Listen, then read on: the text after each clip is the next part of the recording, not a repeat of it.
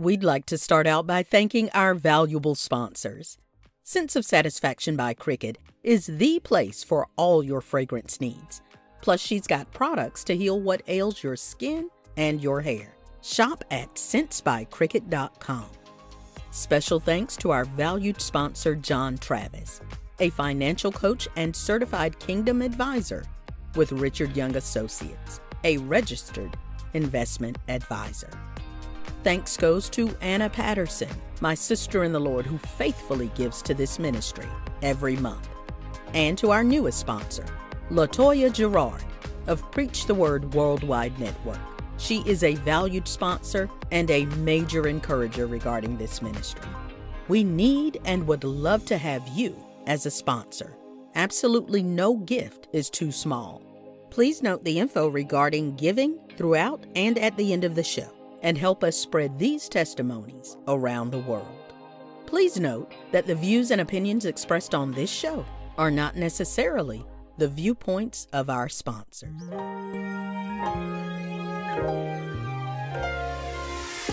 It's time to hear the story, make the connection, learn the lesson, and gain the wisdom.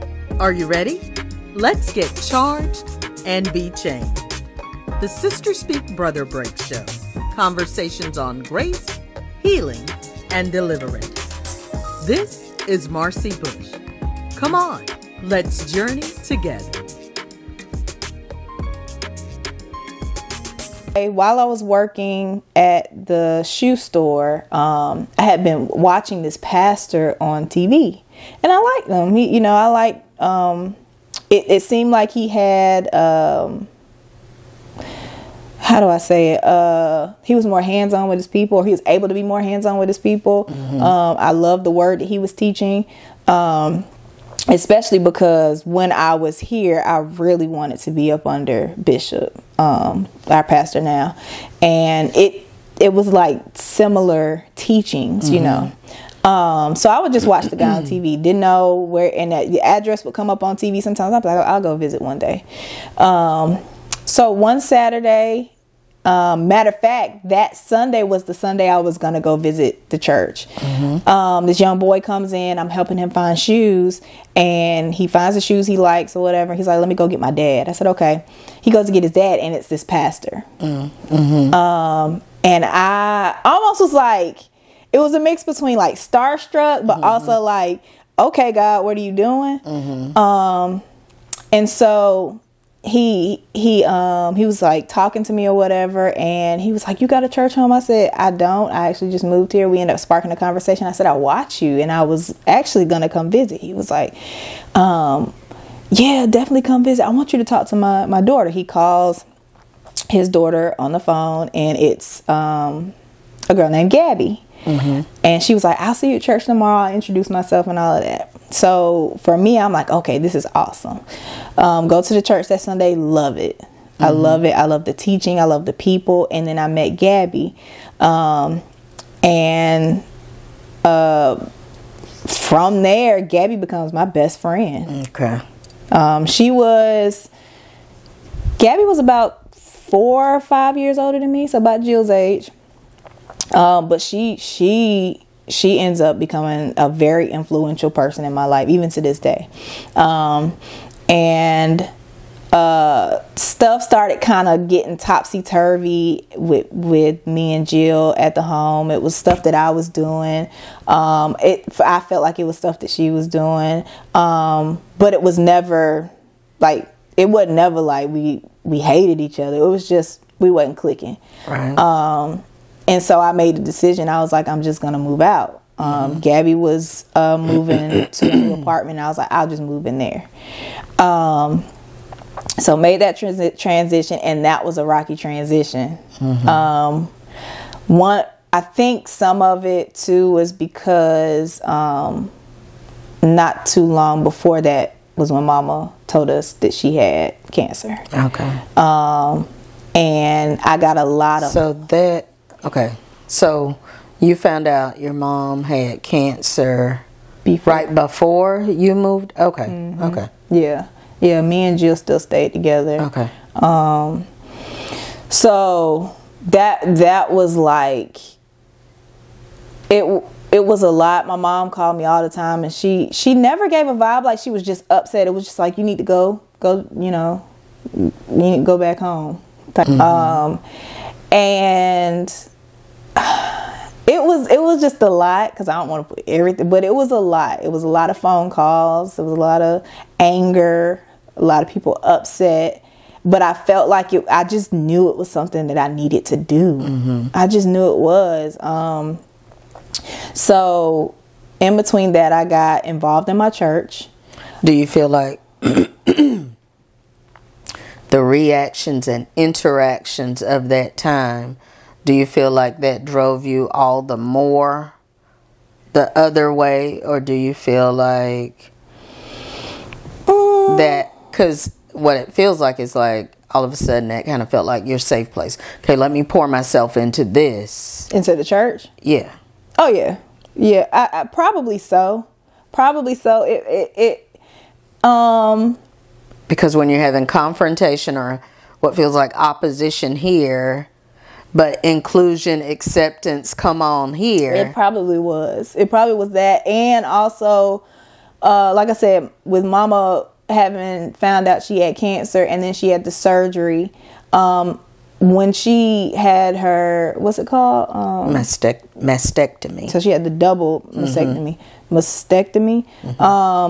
That was an eye-opener for me, because I had to go home, and that was the first time I started seeing the breakdown of her, because I had went and sat with her while she was in the hospital, and at that time, they actually, when they did the surgery, they had hit like a nerve or something.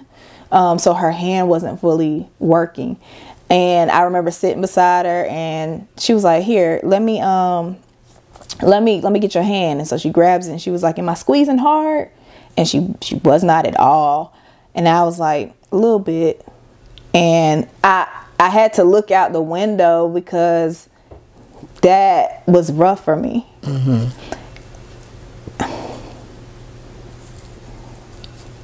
So I had never seen her in a moment like that, where it just... So you said you kind of just, you had never seen your mom in that state, because even when she called y'all home to tell you that she had cancer. She was great. And y'all were getting ready to leave. Because I think, did she have the port in already? Or either she was getting the port like the next day or something. She was getting it the next day. Okay. To get chemo. Yeah, she had called us home. Well, the way that she called us home was because I was working. I was at work. And she was like, matter of fact, I was on my way either to work, or I was going to the church or something. And she was like, what you doing? I was like, I'm on the way somewhere. And she was like, well, you and Jill need to come home. Your granddaddy need to talk to you.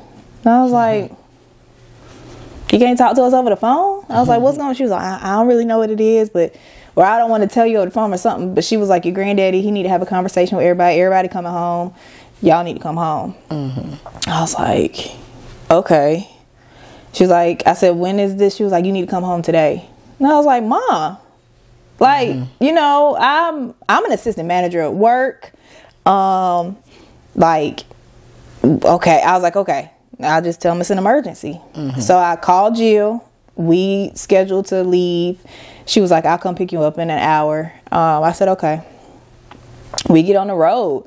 I think we didn't get in till 3 o'clock that morning. So when I woke up, like literally we got home and laid across the bed. And when I got up, Mama was cooking breakfast. Ate breakfast. Again, thinking nothing until I think Kevin got there, and she sat us down and started talking to us and told us it was that she had cancer, breast cancer, and that it was aggressive. Of course, a lot of these words I think at the moment meant nothing to me, because when breast cancer was said, I just kind of went into this tunnel. I wasn't there. And the relationship I have with my mom is I just goof around with her a lot. And I had just got a tattoo, and I ain't tell her about it. And I thought that was the greatest moment to tell her, Because I'm like, and I said it, the way I said it was, well, since we just dropping bombs. Oh, gosh. But that's the relationship. My family knows that's just how I am. Like, and so I left. We left a couple of days after that. No, I don't even remember her going to get the port and stuff. So we must have left quick. So yeah, the next time I actually was there was at the hospital. Gotcha. And you know, like I said, asking me if she was able to use her hand, I'm like, I'm lying. Having to help her go to the restroom, and that was tough. And I did not stay another night. I'm gonna be honest, I don't remember going back after that day I sat with her. And I think I sat with her because I was forced to sit with her. And see, well, the way, you know how it's been in our family up till now, if there's a family member in the hospital, somebody there 24/7, whether even if they're in ICU and they have visiting hours, somebody is in that lobby 24/7. And so probably when you came, because like you said, at that point, you didn't even know how she was. Right. So it probably wasn't forced. It's probably just like, okay, y'all gonna be here. Which shift you taking? Right. Because that's what we would do. We have a thing. What's your shift? Yeah. What's your shift? And so until that point, you didn't even know that I can't do this. I didn't have a clue. I you know, I'm hearing stuff, but like, you gotta understand, like, me living away, when I'm having these conversations with her, I'm not gonna say my mama was lying to me, but she was fine. Right. She made everything. And she sounds fine. She was always positive about everything. And so the next time, and to be honest, a lot of my story, like, I know, you know, Kevin shared a lot, but a lot of my story is a blur. Because I won't say I chose. How do I put it? Like, I just did not register a lot. I think because mentally my mind just won't let me register a lot of stuff. You protect yourself by hearing, not hearing, or even if something comes to you, it's like, no. Yeah. And so the next time that I was home, you called. And again, I'm staying with Gabby. I remember you called like 4 o'clock in the morning. Really? Yeah, and you were like, y'all need to come home. And I was like, okay. Called Jill. She was like, be ready in an hour. Okay, pack all my stuff, get there, and this is now the next phase. Because after the mastectomy or whatever, she was having chemo, radiation, all that. And I skipped a piece. She had her brother drive her to Tennessee. She did come, and I went over Jill's place, and Mama came and cooked for us. She cooked dinner for us, and she spent some time with us. And this was Hammond that brought? Yes. I skipped another one. She had a party for Kevin's graduation. I came home for that. That was when... That was the second kick in the gut. Like, we were getting ready, and at this time she's wearing these little caps and wigs and stuff like that. And we were like laying the table out. It was just me, her, and Jill. And she was like, I got to show y'all something I ain't showed your brother and your daddy yet, your brothers. And she takes the cap off, and my mom's bald. And I think me and Jill both were like, oh, you know, we're holding back these emotions. And she was like, yeah. And I was like, okay. And I think I ended up kind of walking out to the back room. My mom, by that time, had got dark. Lost a lot of weight. And it took a lot for me to look at her without breaking down. And usually when I'm around my family, I deal with stuff just by joking. Let's just, you know, have fun, enjoy. I left that. That's when she came and cooked dinner and just spent some time with us. Did you go to the Myrtle Beach trip? Hilton Head trip? Okay. No. I remember seeing a picture. Okay. Yeah, because I think that was way prior. That was prior to Kevin's graduation. Because at this point, she was bald. My mom was bald on that trip. Okay. It was like Thanksgiving trip or something. And then, so that would have been right because she started in October with all the stuff, happened in October. Yeah, so she was doing chemo and stuff because she actually got sick at the house. She was in the room with Jen. Yeah, they told me about it. And so, you called us home. We went home, went straight to the hospital when we got there. And literally when they walked us in, they walked us past the room. I think you walked back there with us and you was like, these are her daughters. They just got here from Tennessee. So you walked me, I guess at that time it was whoever the head nurse was at the time. I didn't even know we walked past her room because I think the lights were off in all the rooms. And they were like, okay, your mom's, she's okay. We want to kind of keep her blood pressure down.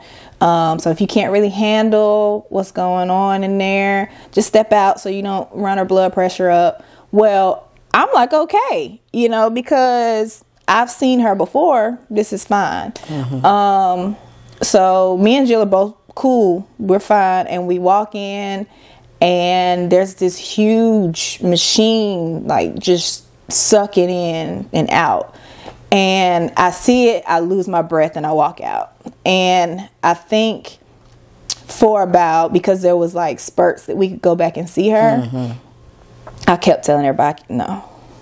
And I feel like some of my aunts was like, but I was like, y'all can go ahead, I'm fine. I didn't go back for a while. I didn't go back for a couple of days. I think the next time I went back, the doctor wanted to talk to us. Right. So let me backtrack. So the night that I called y'all, what had happened, because again, we took shifts. It was my shift that evening, and Beck had, obviously they had started watching her oxygen levels or something. Well, again, foreign, like, okay, I don't know what I mean, but okay. And the nurse had been real cool about it. She was like, she would come in and check, and then she'd be like, okay, I think I'm going to talk to my head nurse. Blah, blah. I'm like, okay. And she'd come back and she's like, we're trying to see because we're concerned about, okay. And I mean, they were real calm with it. So I was too. Next thing I know, somebody came in and was like, okay, we're going to need to transfer her to, I can't remember the name of the ICU. I don't know if it was CICU. I don't know what it was, but she was like, we're going to need to transfer her there. We need to put her on another breathing, on a breathing machine, because they'd been changing out the oxygen things. You know how you have the little one that's in your nose and you have the little one that sits on there. And so she was like, we're going to need to move her. And I'm like, okay. Right. We go and they take her in there. We get situated. I'm in the waiting room. And a nurse comes out. The head nurse from ICU, and that's when she's like, are you here with Miss Pope? And I said, yes. And she's like, okay, we have a very sick lady on our hands. And I'm like, okay. And she's like, we have her on a ventilator. Again, I know but I don't know. Right. We have her on a ventilator. It's a very aggressive ventilator. It breathes out and breathes in for her. We need to, I think that was the first one she was on, but I know it was on a ventilator. And I'm like, okay. And she's like, she's very sick. I'm like, yes, ma'am. And she's like, cancer is all over. It's like in a lot of, she's got cancer. She's got the breast cancer. She's got cancer here. She's got cancer there. She's got cancer in her bones. She's saying, and I'm just like, okay. And she's like, do you understand what I'm saying? And I said, yes, ma'am. I mean, what do I do? All right. But I'm like, yes, ma'am, I understand. I mean, so we're going to have to do some things. You probably need to let your family know that blah, blah, blah. And I'm like, okay.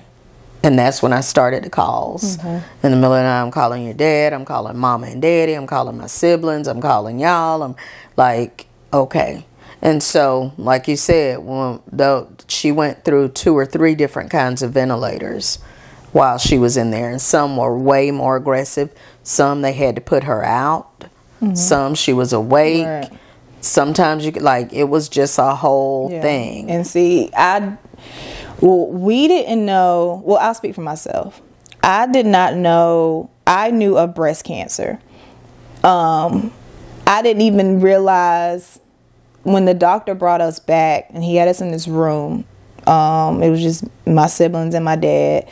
The doctor's talking to us, and it's like Charlie Brown, wah, wah, wah. I'm not understanding anything. And then he puts the x-ray up. And at the time, Jill was doing, if I'm not mistaken, breast cancer research. Right. She, I know it was cancer research. I don't know if it was breast cancer. We'll find out when we do her story. Right. But she was doing cancer research. So, you know, they put the x-ray up, and I kind of remember we all kind of just leaned, and Jill was, her mouth, her jaw was just dropped. Still, I knew it was bad then. I still didn't know how bad till the doctor said, so we're going to have to ask Miss Puff if she wants a trach. And I was like, my mom would, how's she gonna sing at church? How's she gonna talk? How's she gonna, like, you know, so for me, it ran all over the place in my head.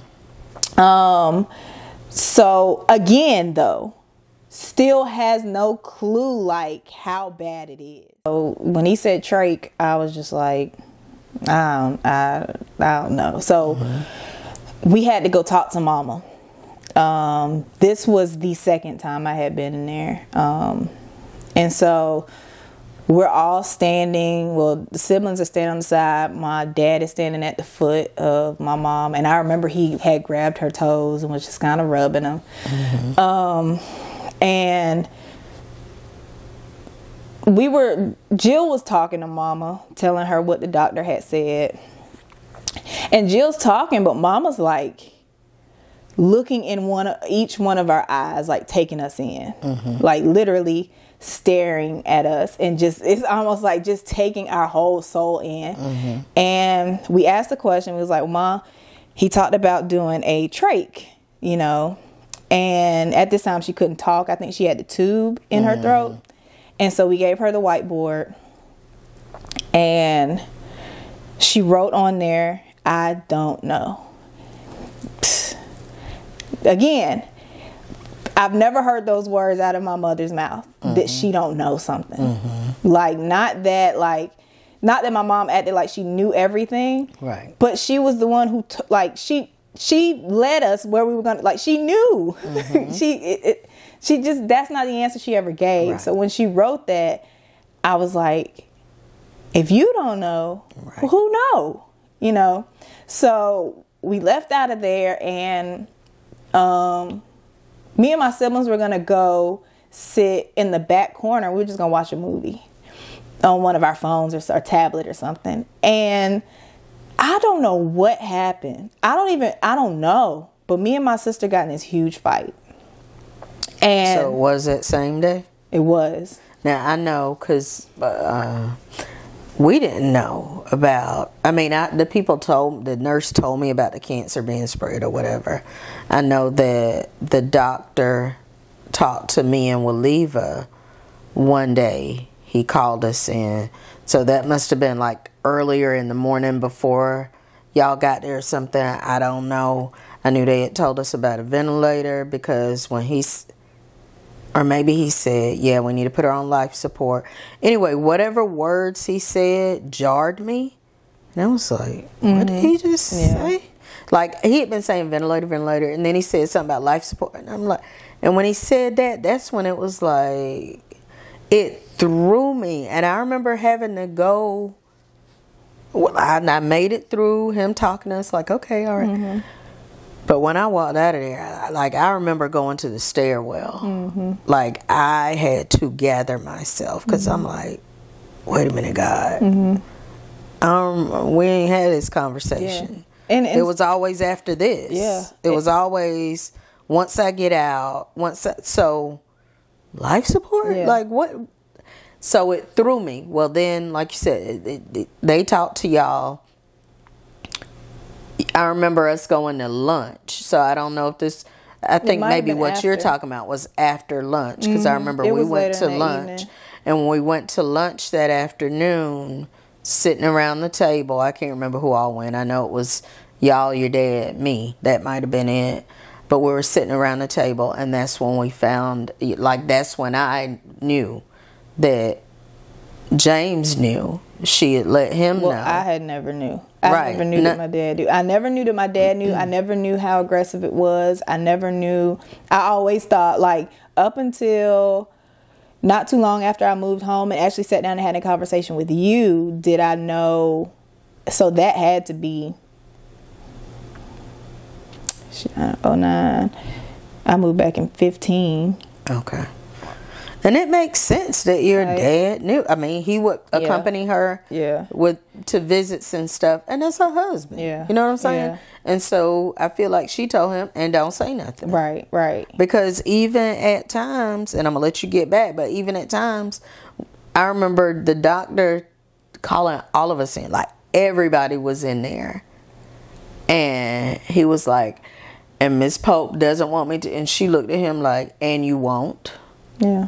There was certain stuff she told him, do not tell us. Yeah, and a lot of it, not until, you know, like as we as the kids got older, a lot of with my dad, because my mom and my dad didn't have the greatest relationship in the later years, but he could have been really misunderstood, because if everybody's getting bad news and he just, you know, a lot of people can misread him because he already knew, and he's sworn to secrecy. You know, I didn't know he knew. Right. But I never. I kind of appreciated the fact that he was still there. He was still able to, in a sense, protect her the way she wanted to be, and I appreciate the fact that he did keep that. You know, that it kind of is a twofold, because it still showed me that they loved each other. So, I appreciate. Thanks so much for joining us today. If you've been blessed by today's show, feel free to let us know. And if you'd like to sow into this ministry, become a sponsor, or contact us, you can reach us at 803-221-0169. Or you can email us at the ssbbshow@gmail.com. Let's continue this journey together.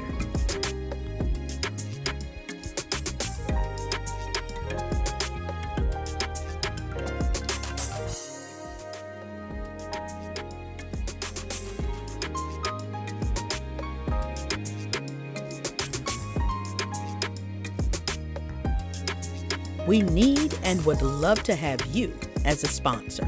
Absolutely no gift is too small. Please note the info regarding giving and help us spread these testimonies around the world.